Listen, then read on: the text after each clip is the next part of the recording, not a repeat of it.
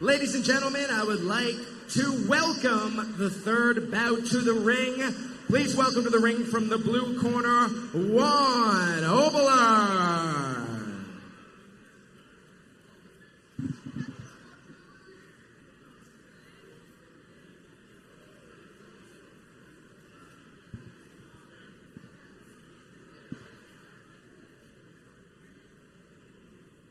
So this is interesting because Obelar, he's gonna be coming back after 7 years out of the ring. 8 years. 8 year layoff. Yeah. And he fought mostly at welterweight throughout his career when he was active. The heaviest weight he ever fought was 150. Moving up to 175. 175 tonight. I mean, I wouldn't expect him to come back as a welterweight 8 years later, but that's a big jump. To the ring. In the red corner, Brandon Brewer.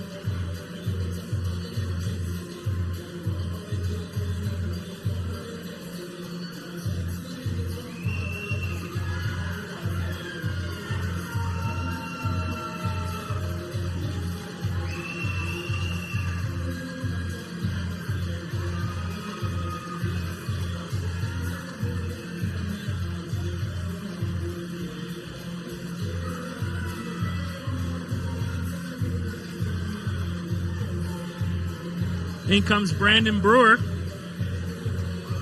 Looking to get his confidence back tonight. He's been on a bit of a cold streak. He lost his last 2 fights. Some questions in the boxing community if he's past his best day. He's looking to change our minds tonight with this fight against Obelar. Coming back after 2 wars against Lancelot. They fought for the Francophone title for the WBC. And he last fought May. So he's active, yeah. The rust won't be a factor. And on his best day, he's tall and rangy. He can switch hit. But again, he is 39. And coming off a couple of those losses, it's a lot to come back from. But we'll see tonight what he's got left and what he's got to offer against Obelar. And Juan, he's got 7 KOs on his record. I'm curious if you're saying he's coming from welterweight all the way to 175, I'm curious if that power is going to transfer in the upper weight class. Because what I've seen when he was active, he's scrappy and wild, but he can also be a little reckless, which gives Brewer a chance to land some counters. But we'll see how he carries his weight up to 175 tonight against Brewer. And, of course, he's coming all the way from Buenos Aires, Argentina, all the way to Nova Scotia. This bout is 8 rounds in the light heavyweight division. Introducing first, fighting out of the blue corner, this fighter comes all the way from Argentina with a record of 9-4-3. Give it up for Juan Manuel Obelar.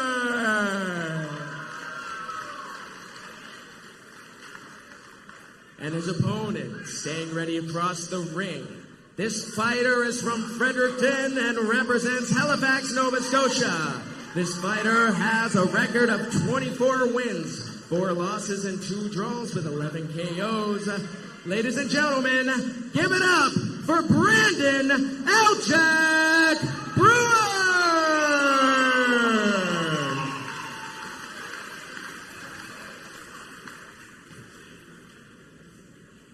I was speaking with Brandon earlier. He said he's been, for this camp, back to his basics of cutting wood, the lumberjack himself. Yeah. He says the physical labor is really helping with his power, and he's hoping to show a vintage Brandon Brewer tonight. Back in my amateur days, on family camping trips, and I still had fights coming up. My dad had me chopping wood.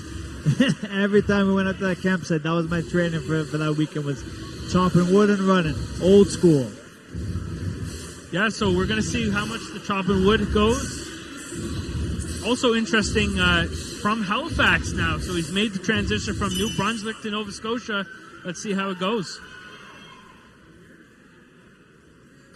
Also, another thing to mention, fighting on the road is a real thing also, and this is only Obelar's second appearance outside of Argentina. Last time he fought outside of Argentina was also in Canada 10 years ago against Canadian prospect Jesse Wilcox, who's now currently campaigning as a middleweight. Again, 2 divisions below these guys tonight, but Obelar is going to see if he can right that wrong from his last experience in Canada a decade ago tonight. Yeah, and I mean, Brandon's fought on cards with Jesse. I mean, they've known each other. I'm curious if they've shared some experience ahead of this fight. Well, it's also a chance for Brandon to maybe, Jesse's is considered, a young Canadian prospect. Brandon Brewer wouldn't be considered a young prospect anymore at 39, right? So it gives him a chance to outperform, a young domestic fighter on the rise if he's able to stop Obelar tonight. I'm liking his jab. He's going to the jab into the body. And jabbing into the body, but where he's jabbing is, you don't see this a whole lot from guys, jabbing right to his chest in the middle of the sternum. Right in the middle of that diaphragm. Takes the air out of your lungs.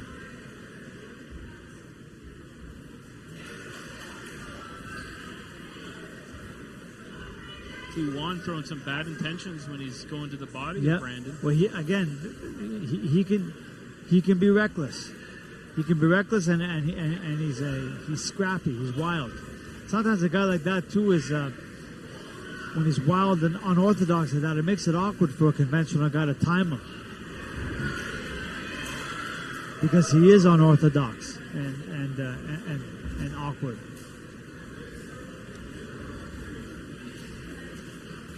If I'm Brewer, though, I just keep trying to do what I'm doing. Establish that jab. Maybe a little more snap on that jab, though. Don't let it hang out there. And keep your gloves tight. Keep your gloves tight. Get low. And look to time him. Counter him in between those wild bombs that Obelar is throwing. Sometimes, too, I'll just stick them straight down the pike. Good job and cross in between those hooks. Because a straight punch always beats a hook. It gets there quicker. Oh, nice. I call that the Mickey right there. Left hook to the head, then down to the body. Oh, very nice.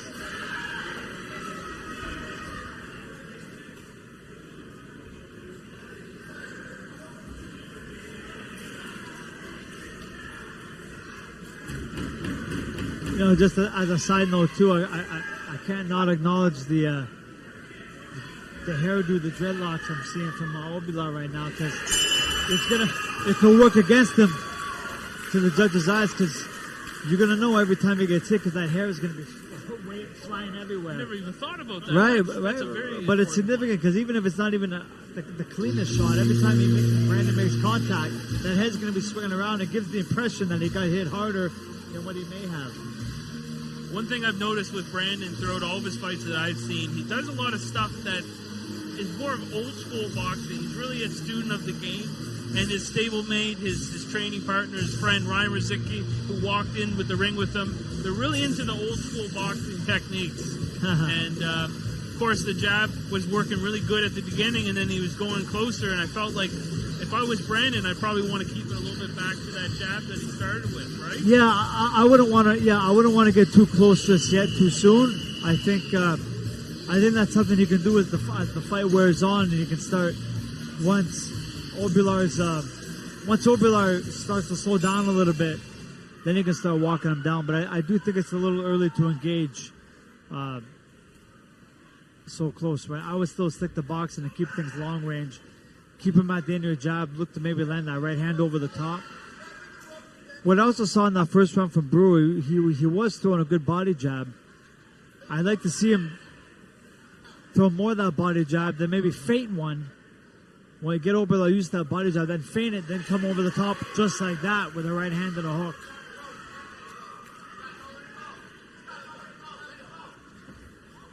When you get a guy on the ropes, that's when you should attack the body first. Because when a guy gets on the ropes subconsciously, he's going to look to get his hands up and protect his head. That's when you go to the body. Then come up to the head like that. There it is. hear his corner saying he's got nowheres to go. That's true.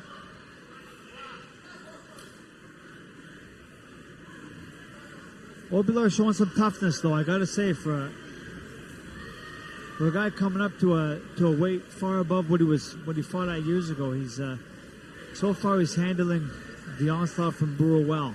He's doing a lot of awkward things. I Right. find he's got a different style. It's a barroom brawler. Yeah, so you're seeing. I'm noticing with Brandon, his distance. He's been way closer this round. More of what was happening at the end of the first round. Okay.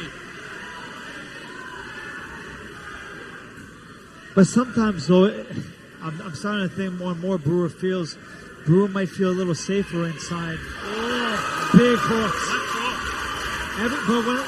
But when it's behind the right hand, these are hard shots here. Okay, this is looking like it's probably going to The be. mouthpiece is out. Referee should be keeping a close eye. Fight action's still going. Yeah, Guy's pointing out. Referee should be keeping a close eye in this fight.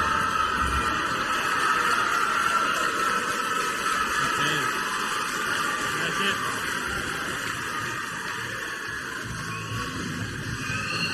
So that's Bit of a controversial ending. I think the referee might have missed the boat a bit when that mouthpiece fell out, but it's a tough position to be in because you don't want to step in when they're in mid-action. Usually, you want for an exchange to be almost over. like once he reached for the mouthpiece, then there was the knockdown. But you don't want to disrupt the action Yes.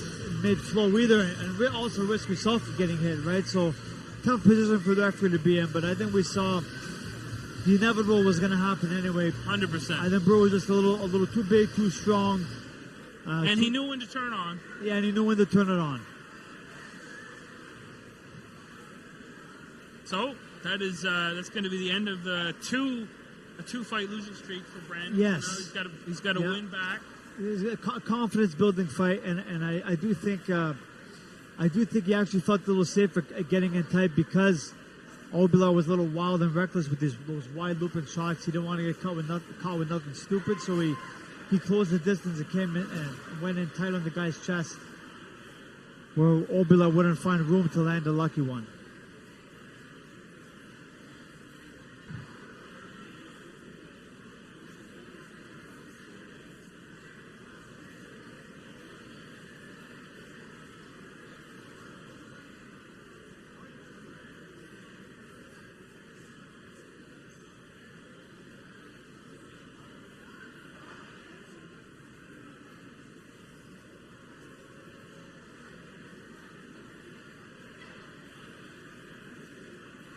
So let's talk about it a little bit. So when your mouthpiece comes out as a fighter, are you expecting the fight to be stopped? Like, should he have been continuing to fight? No, regardless, not necessarily. The fight can still continue. You know, it can happen. You just rinse the mouthpiece off. When there's a bit of a lull in the action, then the ref will step in and look to have the mouthpiece washed off and replaced.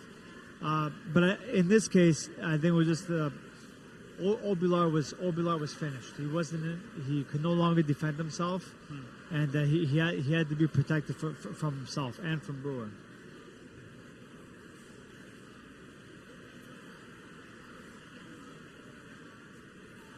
And Joey was coming with the official decision. Ladies and gentlemen, referee Craig Smith stops the contest at 2 minutes and 10 seconds in the second round. Your winner by KO, Brandon L-Jack Brewer!